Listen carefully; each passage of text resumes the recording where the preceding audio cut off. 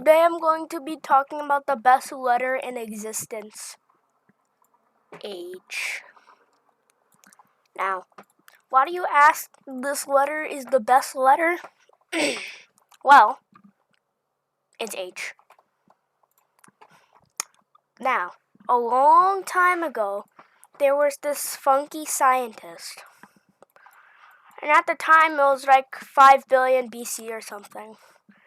And the scientist just created the letter A.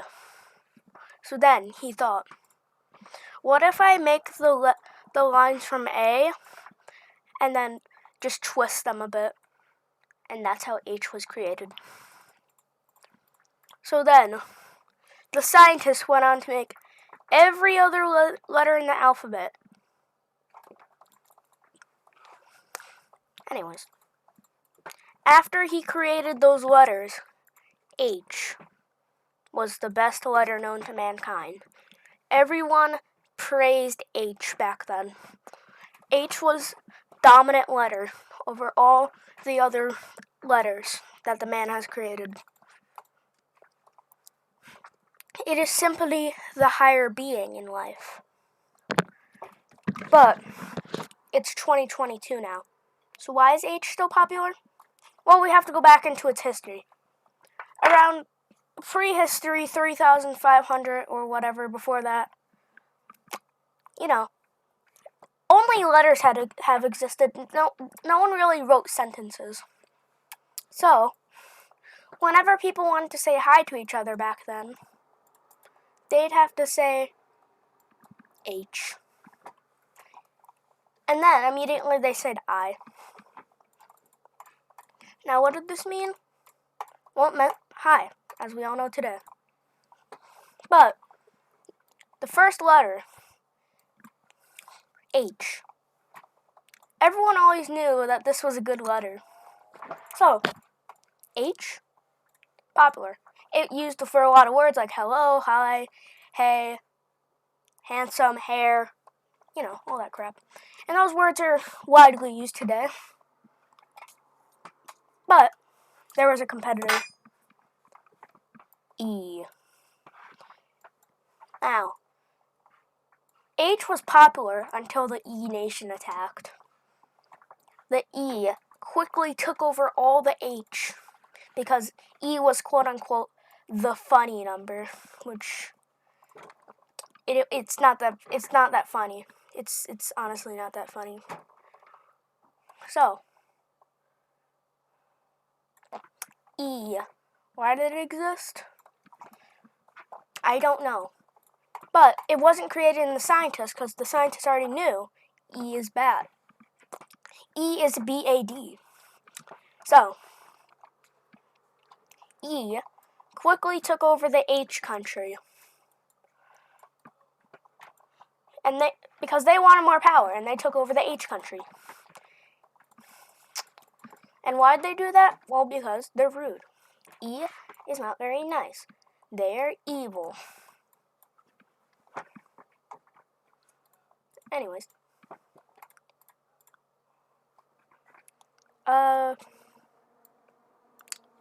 Yeah. Anyways, there's way more history we have to discuss on H. Back in 1400 BC, the H country was still E, but then there was a man. There were only 2 H citizens left. The man was those 2 citizens captured an E citizen, and they put him in a lab. And then the E started transforming, and the E turned into what we know as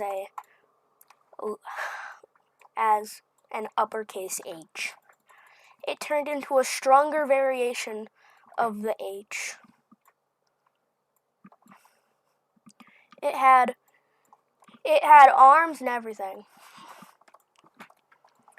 And guess what? It was friendly towards all H's. So, they keep capturing them, and then they created an army. Billions of uppercase H's. Okay. Billions of uppercase H's, all there to destroy the E people.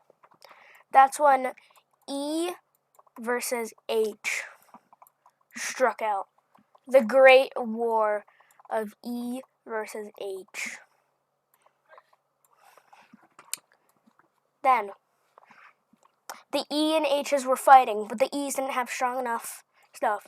The H army started pushing towards the E.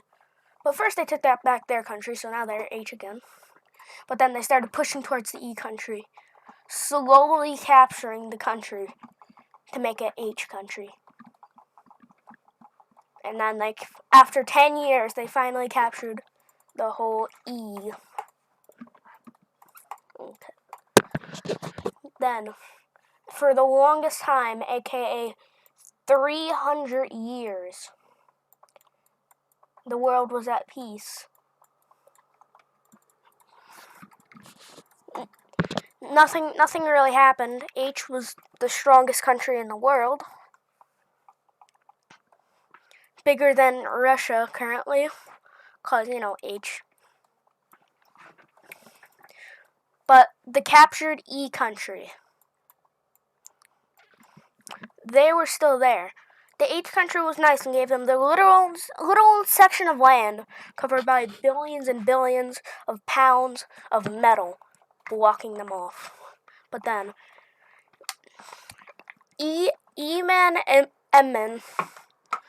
Eminem decided to make something.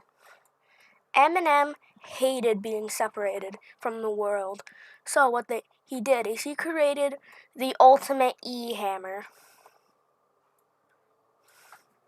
And this E hammer was so powerful that it broke through the wall.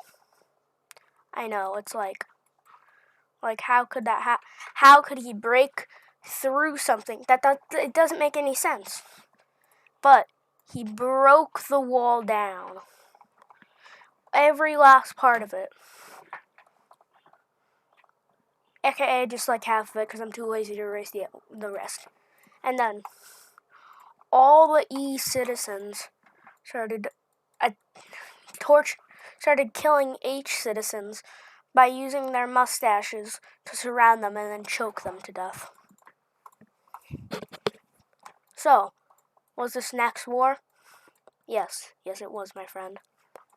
But there's something I haven't talked about yet. The H country, one, had this giant barrier only allowing H's through, but still he had the H hammer, so the E hammer. And two, another country, the M country. The M country and the H country have been best friends for a while. So, when they heard about the war, a bunch of M soldiers started showing up, shooting at the E-lings with their M&Ms. Oh yeah, in case you're wondering, this guy's Eminem, not Eminem. I know, it's kind of confusing. But they started shooting their M&Ms at him. AKA these things. And it started just destroying the E's. But then there was an E spy that broke through this barrier because they spent most of their money on just a giant barrier surrounding the E's because they didn't think they'd need this. So then, once the E broke through this wall, the E went through, and then he started attacking the H King. Now, the H King was prepared for someone to eventually try to kill him. So all the H-lings just surrounded him. But this E was a little bit different. This E has cybernetic powers. So it started surrounding the H King, choking him to death. All the H's were trying to attack, but they simply couldn't do enough to murder this rat. And then the E quickly started choking the other ones. But then the M's also tried to attack, but then they got attacked by the cybernetic E. And simply, they were losing the battle.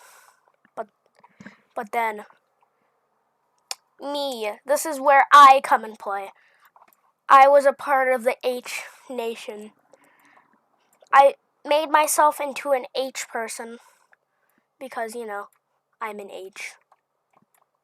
And then I used my H powers to surround the E and then kill the E instantly.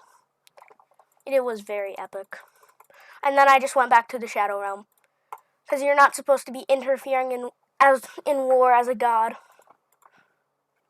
So then the E got destroyed. And then there was no more E. But still, other E's existed. And during that time, the E's started surrounding the king, which was very sad. The king started using his H powers to punch them, but there were too many E's. One of the E's even had a tooth to bite off his arm. I know, very sad. But then the E king sadly died. And the E's killed the H king, never to be seen again. The M's, while fighting, an E came behind him and choked him to death. Then the other M soldier noticed and then quickly used his M powers to black him out. And then this E got taken care of, but sadly, we had a soldier down. The soldier was dead. But then, the E-boss, the E-ling, also known as someone who was a noob, the E-person, the E-god, interrupted war to kill all the M's. And then the E's started invading M. The E's are a lot like the Nazis. They started invading the M country. The M's tried to fight, but they were simply getting overwhelmed. That's when. You know those cybernetically changed H? The scientists had a lot of them in this lab, so then they released one. The uppercase H was out. The uppercase H quickly used his arm to grab through the ocean and grab an E. Kill that E. Use his other arm to kill the other E, and then killed that E, causing all those E's to get killed, along with some of the land too, due to his arm reaching through it. But the land got rebuilt. So, is that it? Well, there was still the E. The E quickly grabbed the H, started ripping his arm off. But then the H used a part of his thing to grab an E and then throw it at the E king, which got him one of his parts removed, and his hand quickly went back in pain. Then his arm extended outwards around the E's neck and then choking him to death, causing the E to die. And since E had no more god, they had no chance at winning this. So all the rest of the H's that were there decided to drop a nuclear bomb on the E country. And once this nuclear bomb hit the E, it destroyed it. All of the E citizens, which didn't do anything wrong, got burnt by the nuclear bomb and the radiation. So, how does this go out today? Well, it's safe to say that H will always be victorious. Never try to challenge the H. But then, there was someone.